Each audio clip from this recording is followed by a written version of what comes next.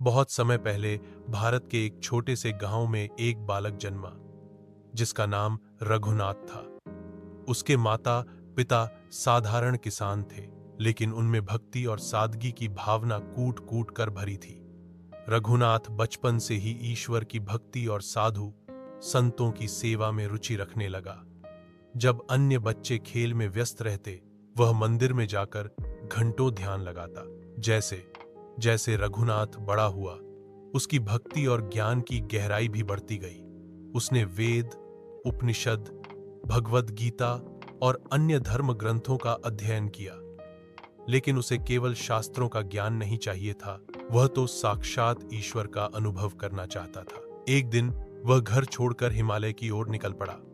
वर्षों तक उसने कठिन तप किया। भीषण ठंड, भूख, प्यास और जंगली जानवरों का भय कुछ भी उसकी साधना को रोक न सका। अंततः एक सिद्ध गुरु ने उसे दीक्षा दी और ईश्वर का साक्षात्कार करने का मार्ग बताया। गुरु के आशीर्वाद और अपनी तपस्या से रघुनाथ को आत्मज्ञान की प्राप्ति हुई। अब वह एक संत बन चुका था, जिसे लोग संत रघुनाथ के नाम से जानने लगे। उसने संसार में लौटकर जनसेवा का संकल्प लिया।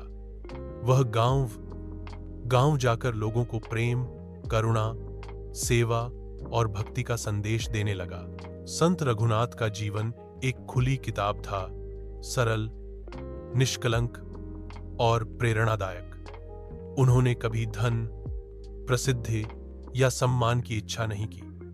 वे कहते, सच्चा सुख सेवा में है और सच्चा ज्ञान विनम्रता में। उनकी वाणी में इतनी शक्ति थी कि लोग झगड़े भूल जाते, दुश्मन मित्र बन जाते और निराश लोग आशा से भर उठते।